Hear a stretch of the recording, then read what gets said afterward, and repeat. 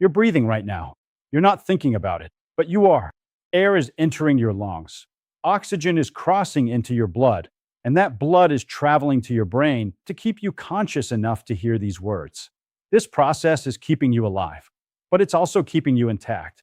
Right now, at this very moment, roughly 20 tons of pressure is pushing down on your body. You don't feel it because you're pushing back with exactly equal force. You are in perfect equilibrium with the atmosphere around you. You have been since the moment you were born.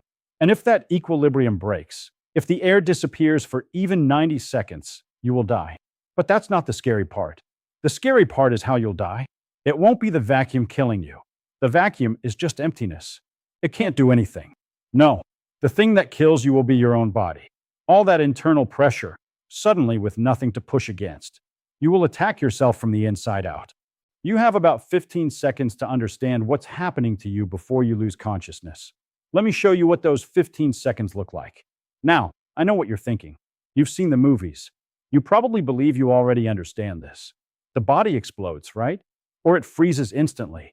Or the blood boils dramatically in the veins. You're a smart person. You've absorbed this from a lifetime of science fiction and half-remembered documentaries. And every single one of those answers is wrong. This bothers me deeply, because the wrong answers aren't random guesses. They're almost right. They're the kind of wrong that smart people fall into because they're smart, because they're reasoning from common sense. And common sense, as I often say, is just a collection of prejudices we acquired by age 18. The vacuum of space doesn't attack you. It doesn't freeze you. It doesn't make your blood boil the way you're picturing. What it does is quieter, faster, and far more disturbing. By the end of this, you'll understand something that genuinely unsettles me. You'll understand why you can't just hold your breath and survive, why that instinct would actually kill you faster. We'll get to that. You'll understand what you would experience during those 15 conscious seconds. Why 15 exactly? Hold that thought. And you'll understand something about your own body that you've never once considered. You are not as solid as you feel. You are being held together right now by something invisible. And the moment that something disappears, you come apart. Where are you watching from right now? Drop your location in the comments. And if you've ever wondered what would actually happen to your body in space, hit subscribe, because this is about to get much stranger. Let's peel back the layers of this onion together. First, the obvious answer. You explode. This seems reasonable, doesn't it? After all, your body is pressurized. Remove the external pressure suddenly, and shouldn't you pop like a balloon? Skin bursting outward, organs exposed, a dramatic Hollywood death in the cold silence of space. No, human skin is remarkably elastic. NASA actually tested this in altitude chambers during the early space program. At near vacuum conditions, the body swells, sometimes by as much as 50%, but it doesn't rupture. Your skin stretches. Your tissue expands outward. It holds. Deeply uncomfortable, disturbing to witness, but not explosive. The human body is more resilient than Hollywood gives it credit for. Explosion, eliminated. Okay, then you freeze. Space is cold, right? We're told it's near absolute zero out there. You'd become a human popsicle in seconds, frost forming on your eyebrows, your body turning to ice before you could even react. Also no, and this is where nature doesn't care about your intuition. Here's the kick. Vacuum is actually the worst thermal conductor possible. There's nothing there to carry heat away. No air molecules bumping against your skin and stealing your warmth. The only way you'd lose heat in vacuum is through radiation, your body slowly emitting infrared energy into the void. That process takes hours. You'd be long dead of other causes before you felt truly cold. The emptiness that seems so threatening actually can't touch you thermally. There's nothing there to do the touching. Freezing, eliminated. But wait, your blood boils. That's the famous one. That has to be true. I remember learning this somewhere. The boiling blood thing feels like real science. Almost, but not how you think. And this distinction matters enormously, so stay with me. Your blood inside your veins stays under pressure from your circulatory system. Your heart keeps pumping.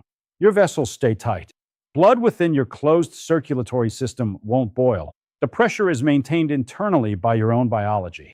But fluids on exposed surfaces, your mouth, your eyes, the delicate moisture lining your lungs, that's a completely different situation. Those surfaces interface directly with whatever pressure surrounds you. We'll get to exactly what happens there. This will matter later. This is the part that haunts me. So what's left?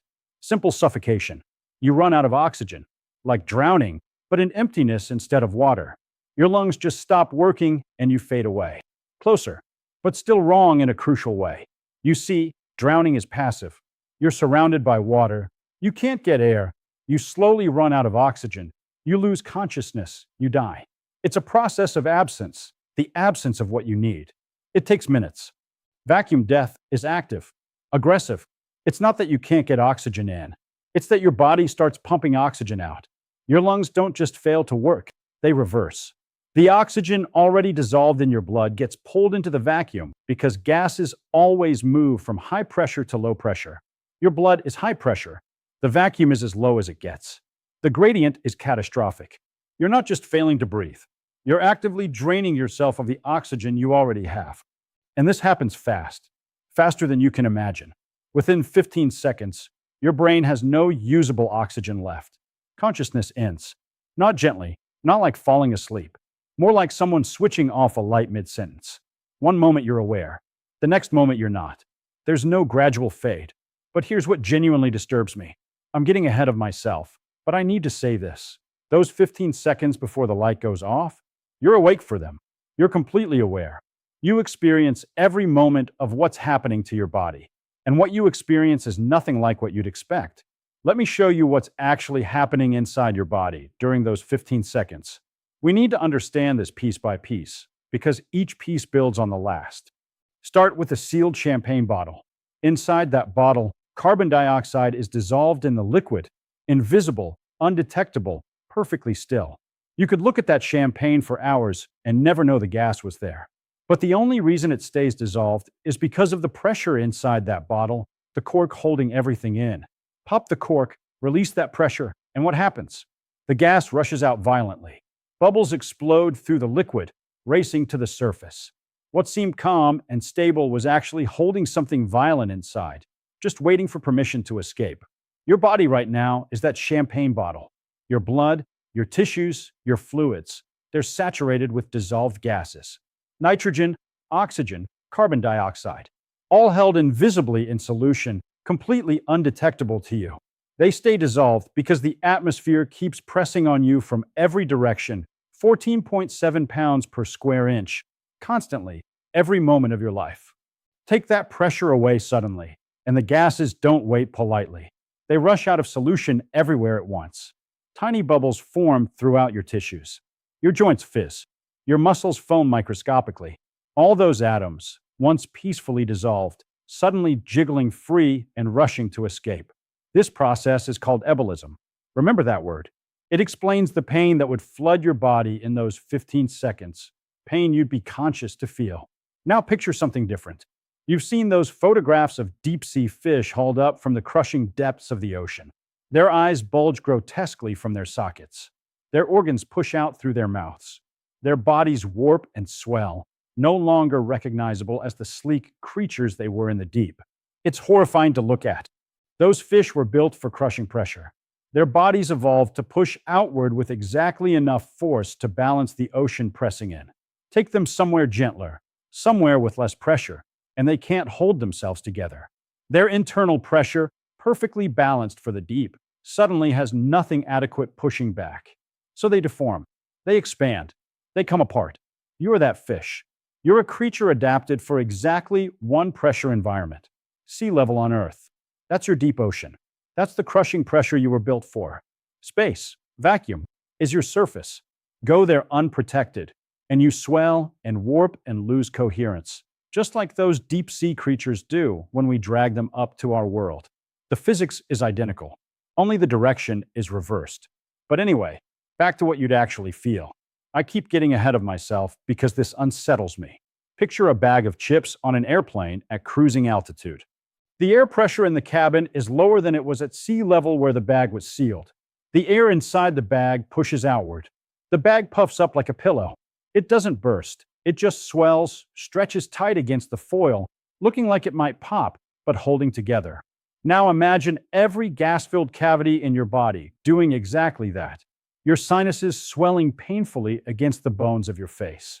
Your stomach bloating, pressing against your other organs. Your intestines expanding with uncomfortable pressure.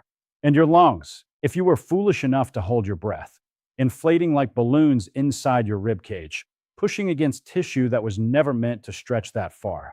This is why holding your breath kills you faster.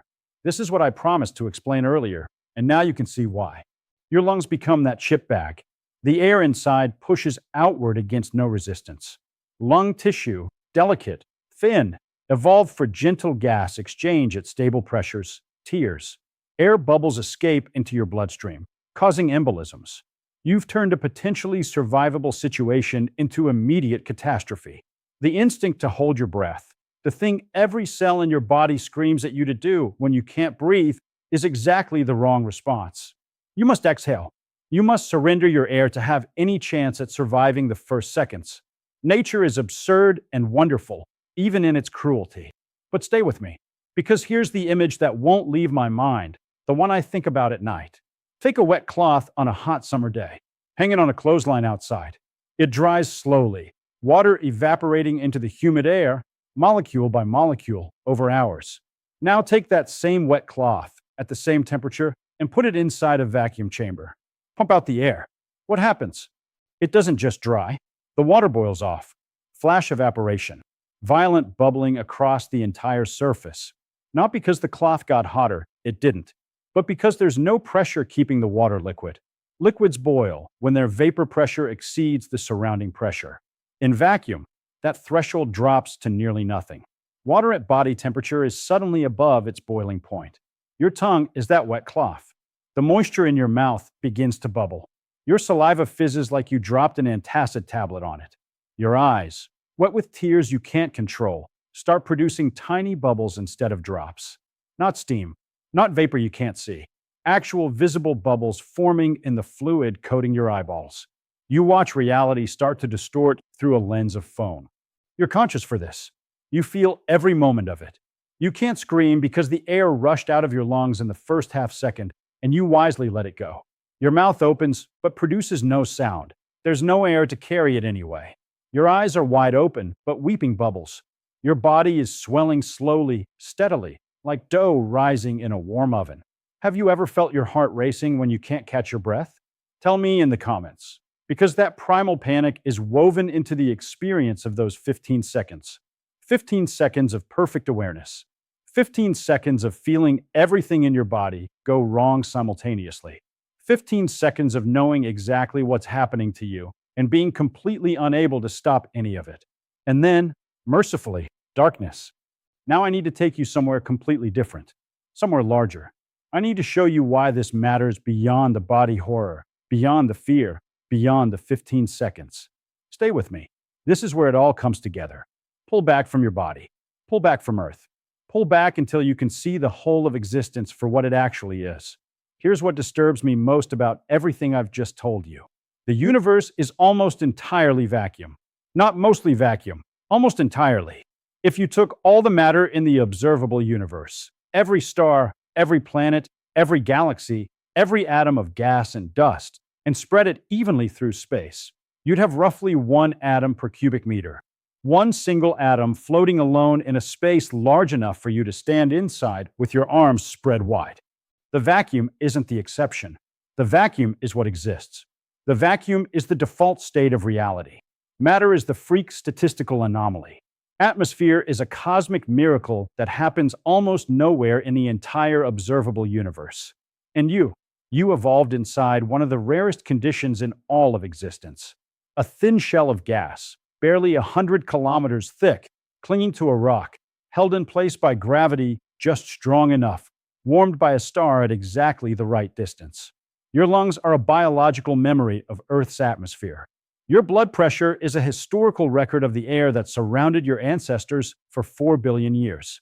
Every cell in your body carries the signature of the only environment that could have made you. Remember those 20 tons of pressure I mentioned at the very beginning? The weight of atmosphere pressing on you right now? That's not just pressure. That's identity. That's who you are. You are a pressurized vessel. You carry your environment inside your skin like a space suit you were born wearing.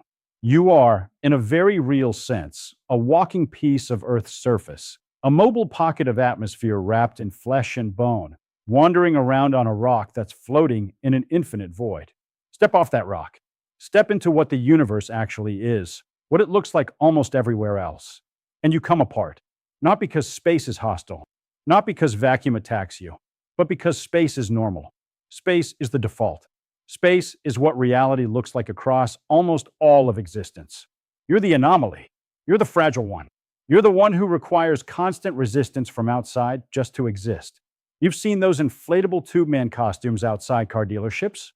The wacky waving figures dancing in front of used car lots, flailing their arms in the wind?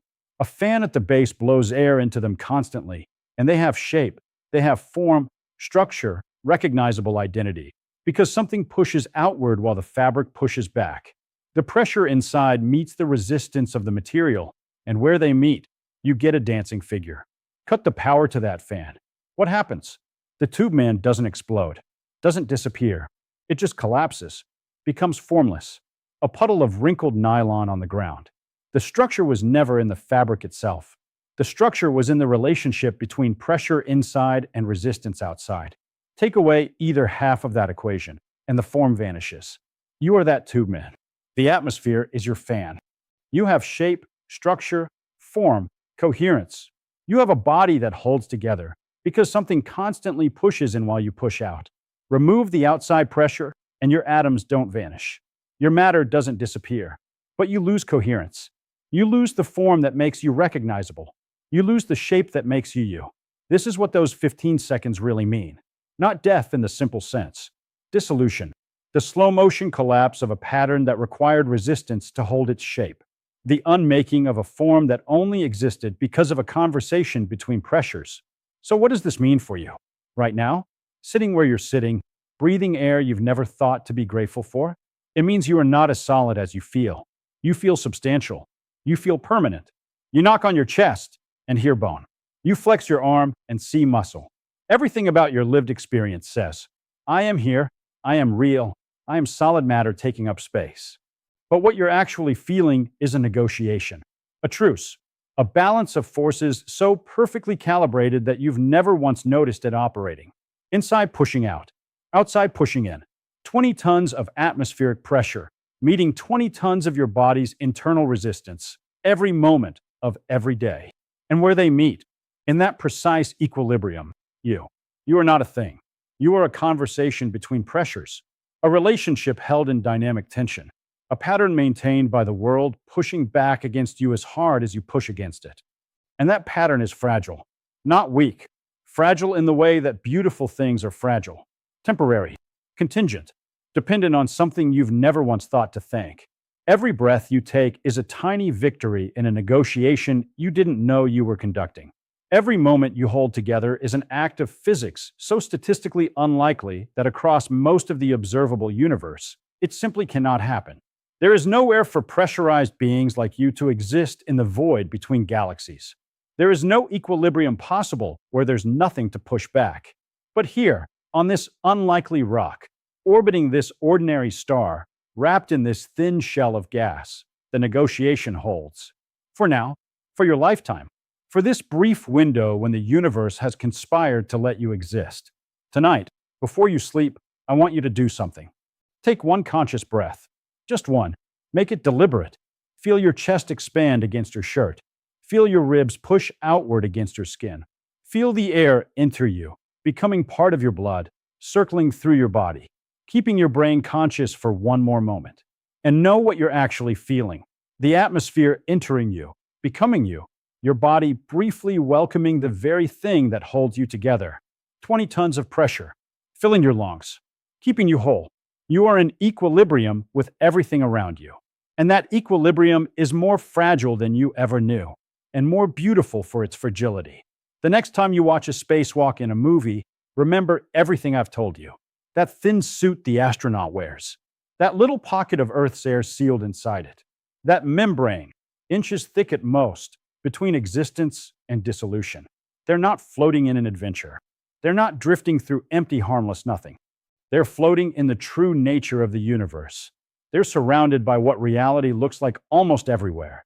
And only that thin layer of fabric and pressure is saying, on their behalf, Not yet. If this shifted how you see your own body, share it with someone who needs to feel it too. Subscribe if you want to keep finding things out together. And tell me in the comments, what will you think about the next time you take a deep breath? Thanks for staying until the end.